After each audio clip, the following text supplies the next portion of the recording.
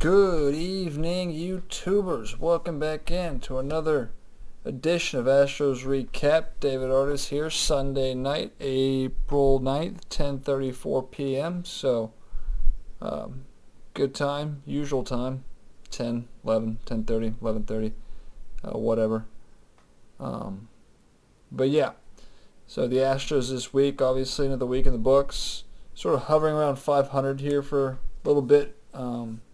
Go 3-3 this week, so not terrible, but again not great. Obviously, not necessarily an easy week, as we had Monday off, but 3 on the road at Yankee Stadium, and then 3 back home with Toronto. Two teams that aren't playing necessarily very well, but two teams you expect to be in the playoffs by the end of the year. So, losing 2 of 3 in New York, coming home taking 2 of 3, so got the win today. It was nice to get the series victory. So we'll sort of go back over some things. Trying to think if I actually want to do anything before I get into my recap of the games here real quick. But I guess we'll just sort of make it up as we go along here. But yeah, so off day Monday, obviously, and then you roll into Tuesday in New York. We knew the fans were going to be sort of crazy, and with all the stuff going on, a lot of booing, a lot of signs, things like that. Expected it. We got it. Apparently, New York at the time, I don't know if anything will change here, but they're only allowing 25%, but that really didn't make a difference. Still felt like the crowd was full with all the boos and everything. But they had their signs. They had their inflatable trash cans. They had everything going, which really doesn't, affect me or bother me at all. Obviously, I'm not at the game, so I can't give you firsthand knowledge of what it's like, but from watching the game on TV standpoint, I've said this once, I'll say it again. I enjoy the boos. I enjoy them. I like to be booed. I think the Astros were a terrible team that people, I mean, people I guess would still care, but I like winning at the expense of the misery of the opponent, and nobody wants to lose to Houston, of course, because of the whole cheating scandal and everything that took place, but I'm not going to go too far into that. Anyway, we lose on Tuesday. We're actually down early, so Zach Greinke got the start here, as I already got the phone pulled up, so should have no issues when it comes to... Okay, well, now I just lost it. Should have no issues when it comes to slow download speeds when I try to pull up this app here. But they lose 7-3. It was 3-3. It was tied for a while. Zach Greinke has not pitched well. This was... Going into this year, I thought it was important for Greinke, sort of being the leader of the rotation, the veteran, to really show that he can still be an ace. And obviously, he's not what he used to be. He can't rush his fastball up there, but he can move pitches in and out of the zone. He can deception. He's still a smart pitcher, and But yeah, things didn't go well for him in this game, as he. Went only 4 innings, 3 hits, 3 earned runs, walked 4, struck out 4, so pitch count rushed up on him. Only 84 pitches. That probably would have let him go on, but that wasn't the case. Really the turning point, he gave up 3 in the first. The Astros got a first-inning home run by Alex Bregman. Brantley had a home run, and an RBI double by Yuli made it 3-3, so it was that way into the bottom half of the 6th, but the one sort of the important play in the game was with the bases loaded in the bottom half of the 6th. There was a ground ball. I want to say I think there was 1 out in the inning at the time. Might have been 2. I'm not exactly sure. But there was a slow ground ball, I think, hit by DJ LeMahieu, where Bregman had to rush in, barehanded it. Wasn't going to get him, even with a perfect throw, but he decided to throw it. And it was an errant throw, which led to not only 1 run, not 2, but all 3 runs come across to score. And then Martin Maldonado got hurt on the play. Also, Rudin and Odor, who scored that 3rd run, sort of turned his ankle. Luckily, Martin Maldonado looked bad at the time, the way he got hit. And he got tested for concussion, but he came back clean. So he really didn't miss but 1 game, and then came back on Wednesday, which we'll talk about in a minute. But Odor did get banged up. In fact, he went on the IL right after the game. So, but yeah, that was just a bad play all around. It led to 3 runs.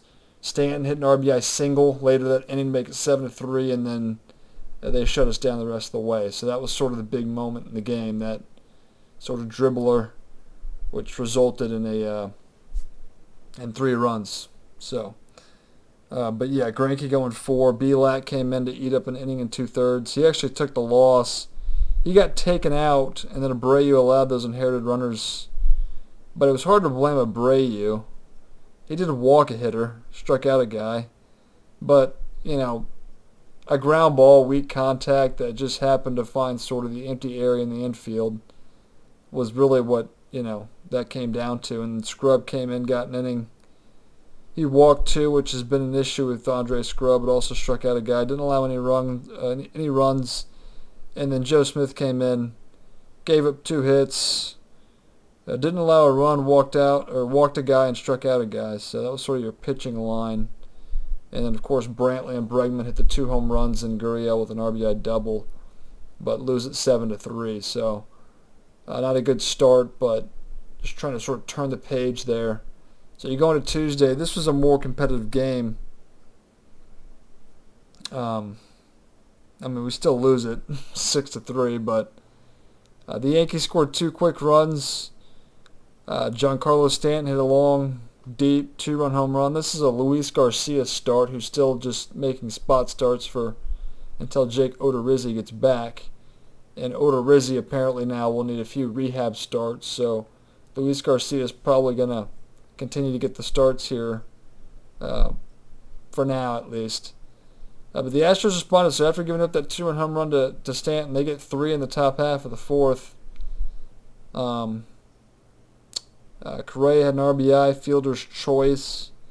Gurriel had an RBI double, and Diaz also had an RBI double, but that counted for the 3 and all 3 runs the Astros would score this game, as the bullpen, of course, blew it late once again.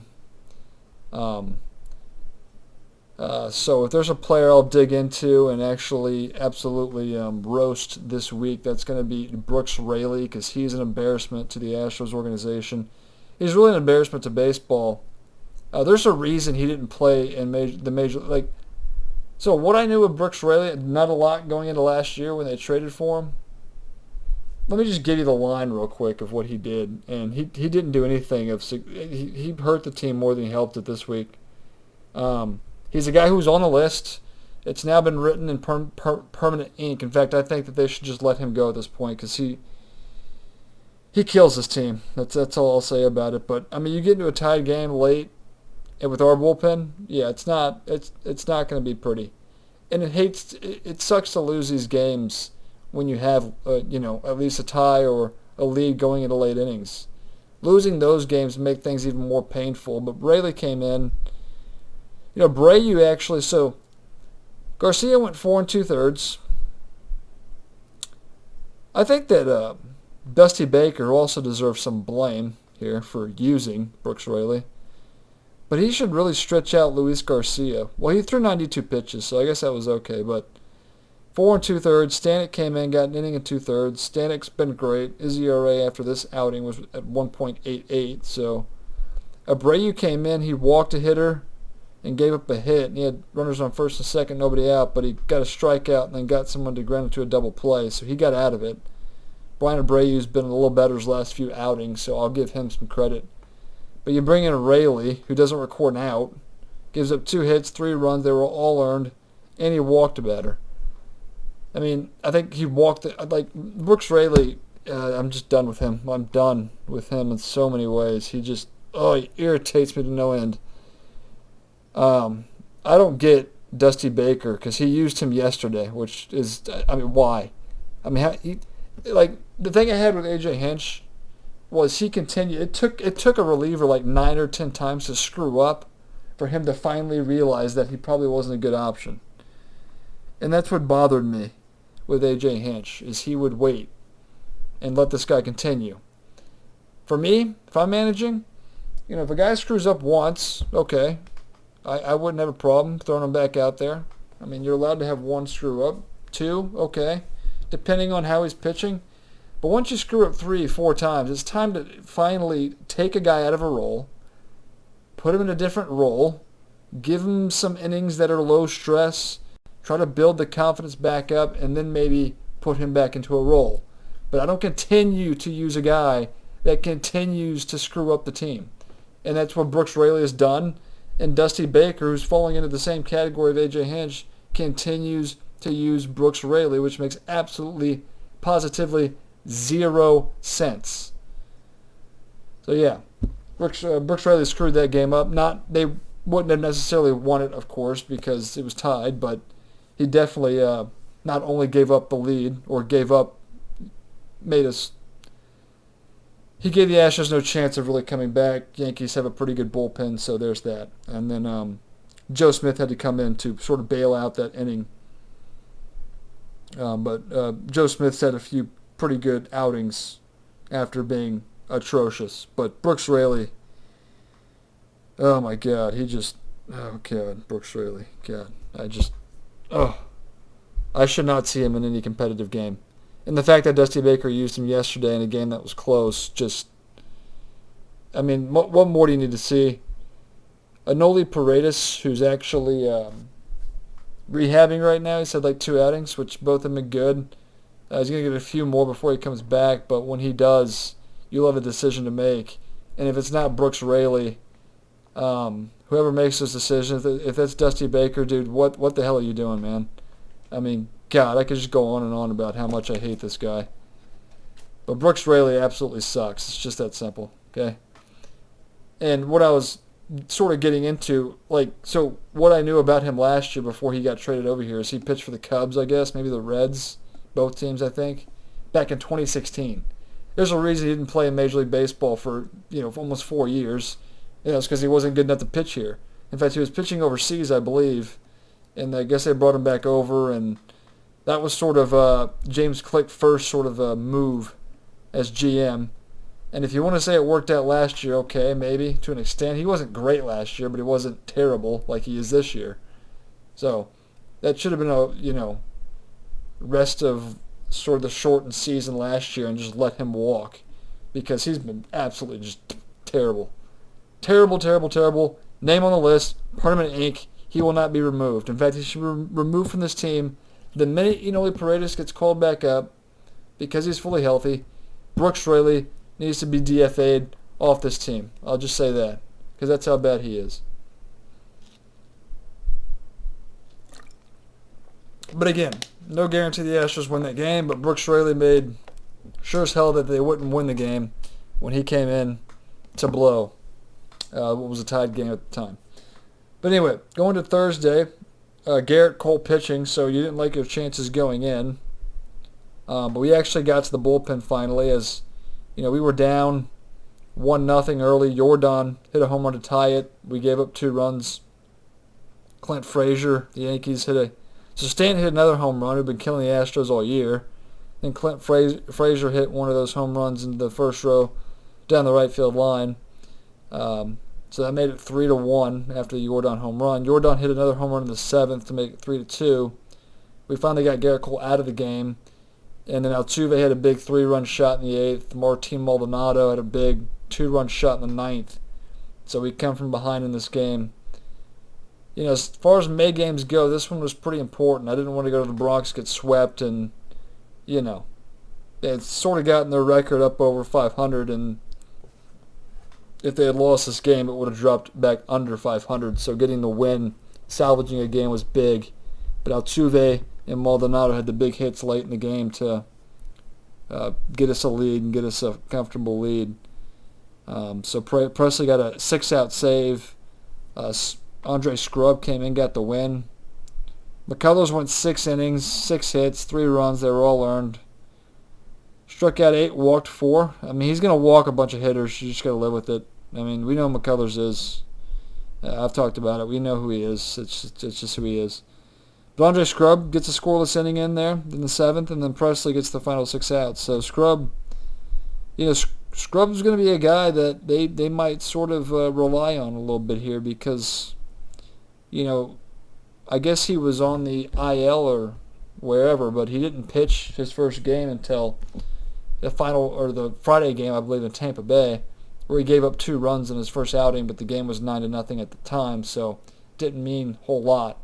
But working the ERA down, I don't think he's given up a run since. So Andre Scrub, I remind you, they actually got Andre Scrub in a trade for Tyler White like 2 years ago. I mean, Tyler White was terrible here. He was a joke, and we needed to get rid of him. So, I mean, if Andre Scrub turns into, a viable option in that bullpen, which the Astros desperately need, that would be a help. And that was another reason to pat Jeff Luna on the back. He actually got value from a guy that had absolutely no value in Tyler White. So, yes, Andre Scrub is working his way into, he's pitched a few more outings, which I'll get to in a minute here, but he's pitching his way into sort of a setup sort of role for this team, which will be needed. So, but winning that Thursday game, as far as May games go, that one was pretty big, I'd say, just to be able to walk, get a win, stay above 500, and come back home with a little bit more minimum. Happy flight back to Houston. And then they take 2 or 3. Friday they put up 10 runs. So they, home runs by Correa, hit a home run off the left field foul pole, and Gurriel hit a home run as well. Gurriel was like 4 for 4 in this game, so home run, 3 singles, but the Astros offense really carried them to victory. Urquidy got the win. He pitched pretty well, so this is the 3rd straight start for Urquidy where he actually pitched well. Going 7 innings, 4 hits, 2 runs, both of them earned. Struck out 2, walked 1, but brought the ERA down to 3.51. So Urquidy, 3-2 now in the year. Okay with him. And then Kent Emanuel came in to pitch the final 2 innings. Gave up 2 earned runs, walked a batter, so he wasn't great, but again, he wasn't put into a... Kent Emanuel, the lefty in the bullpen, should get more opportunities in pressure spots rather than Brooks Raley, so I don't get it. In fact, that game in New York, I believe, that Brooks Raley failed, Kent Emanuel was in that bullpen healthy and on plenty of rest, and even I think was warming up prior in that game.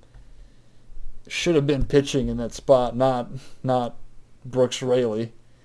But yeah, 10-4, they win that game. So going to Saturday, of course, they get down early. So we talked about Javier, how good he had been. He was 3-0 basically going into this game, I believe. Yeah, and he had given up 3 runs in his last start, but he got out with a no decision. But he had a scoreless streak going of like 21 straight innings, something along those lines, before giving up the big home run last Sunday to Austin Meadows, I believe.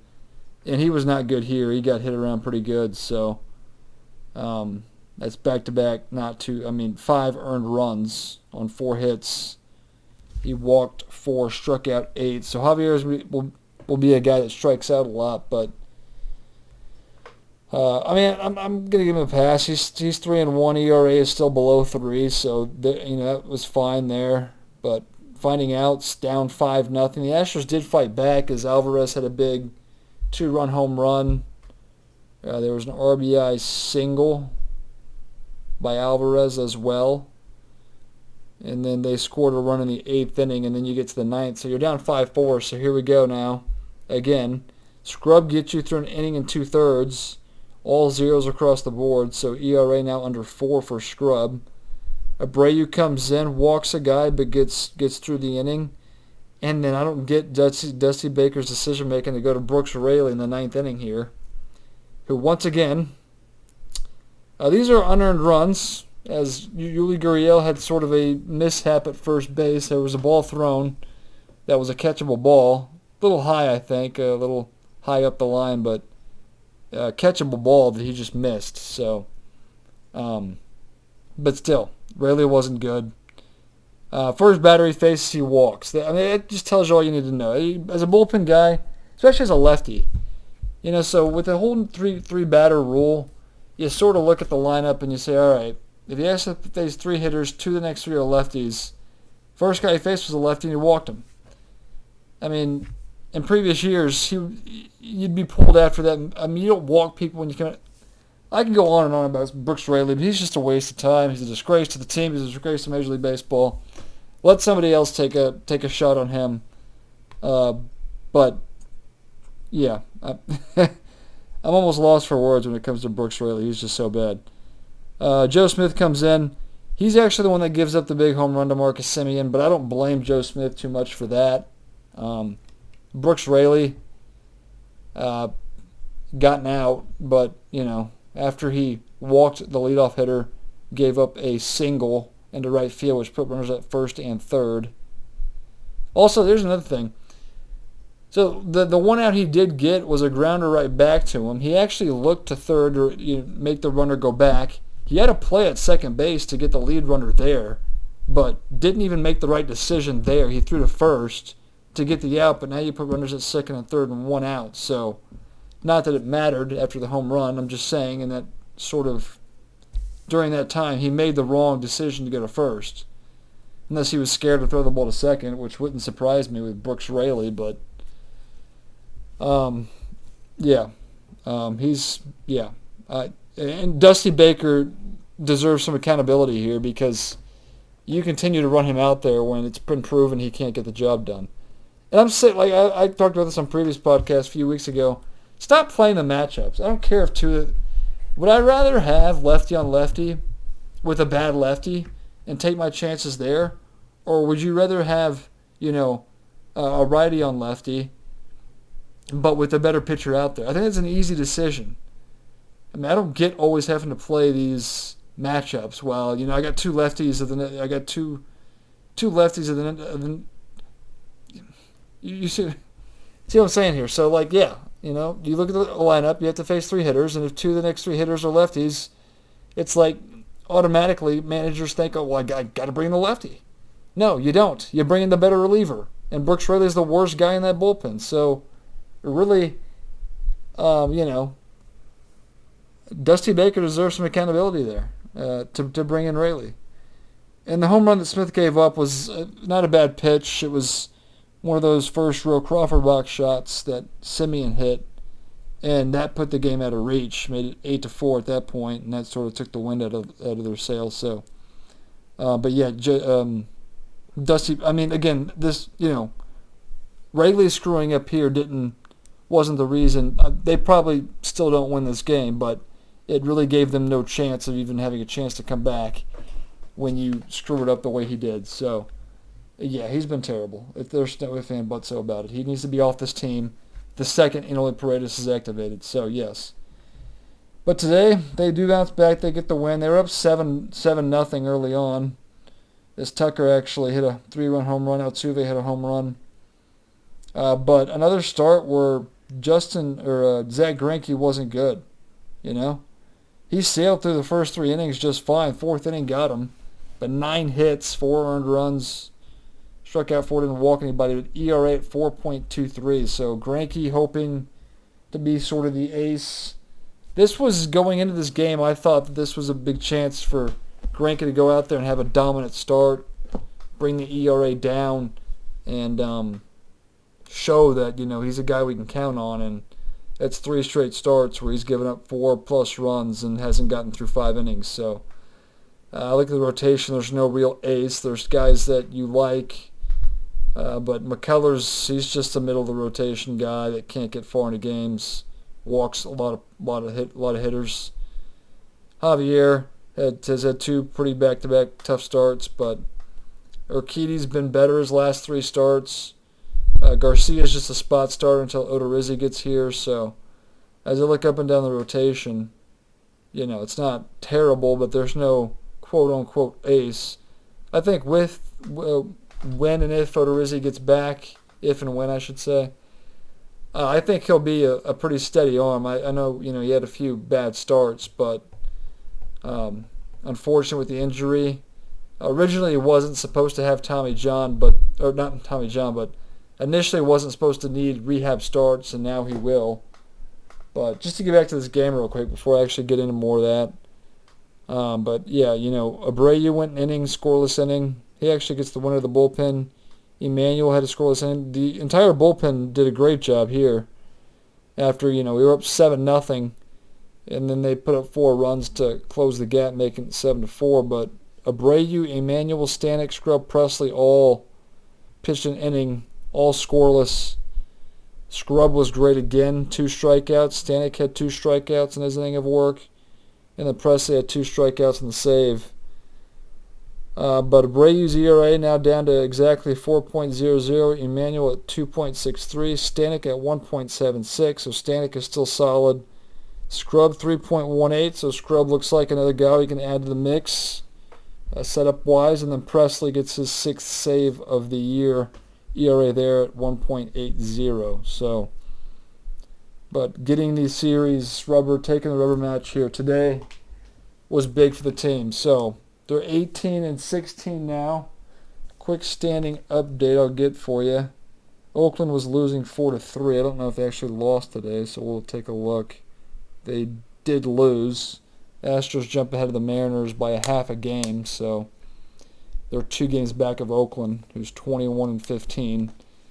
But yeah, Texas as well. Texas, I guess. Okay.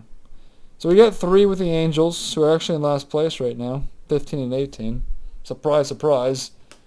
I don't get all these people that, going into the year thought the Angels were going to be this good team. They're exactly what, they've been.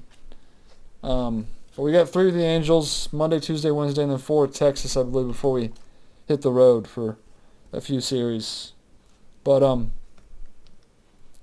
so yeah, obviously the goal this coming week will be to go 5-2. If you take 2 or 3 against LA and then 3 or 4 against Texas, it's exactly what I would sort of expect or hope for them to happen. So, but yeah, so you got Enoli with rehab starts, or outings, I should say, to the bullpen. So he should be back within the week, I would say. Haven't heard any news on Blake Taylor, so he's still in the IL. Odorizzi will probably be out on the rehab assignment pretty soon, I would assume. Get 1 or 2 starts out there before he comes back. And then, yeah, as far as your injury update, that's really how that goes. All position players, I think, are pretty much healthy. Can't think of anybody who's actually... Maldonado still struggled at the plate, but he finally got a home run. But, yeah, there's that. Kyle Tucker, hopefully, he's had a few decent games. Today he was really good, so hopefully he starts to, turn things around at the plate. Miles Straw's still sort of a mess. But the bullpen, aside from Brooks Raley, I feel like is getting a little bit better. Not sold on Abreu quite yet, but Scrub and Stanek and Presley, of course. Scrub might be one of those underrated big, pickups that we, wasn't on the team to start the year, but, we got him back, and he might be, yeah. I mean, he's looked good. But a guy I would, not blame Dusty Baker for bringing in the late innings, so... And again, I'm sick of playing matchups, but if you're going to use a lefty in that bullpen, it needs to be Kent Emmanuel 10 out of 10 times rather than Brooks Raley.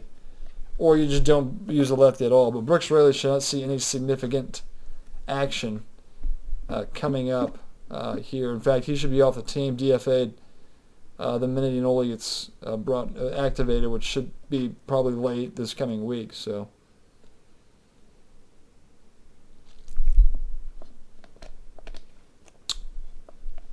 yeah, I'm trying to think if I really missed on anything, but got a full week this coming week, so I'll be at the ballpark a few times. Got a pregame tour tomorrow, so hopefully I'll get some broadcasting shots this week. But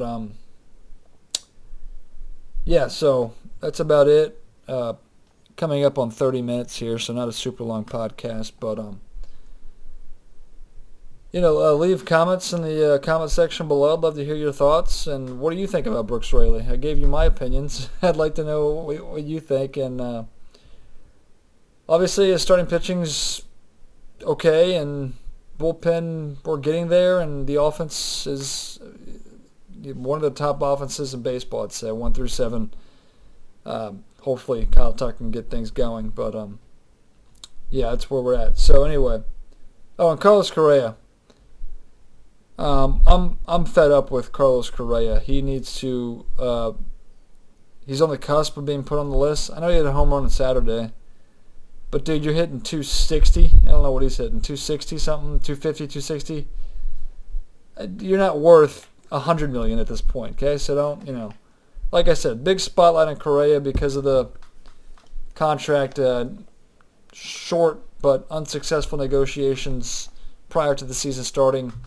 But if he keeps up what he's been doing, I don't want him on the team. I mean, gladly go and walk because, dude, you're not good enough anyway, and we're not going to pay you yet. He's not worth the big money. So, but yeah, Correa is one of those guys who will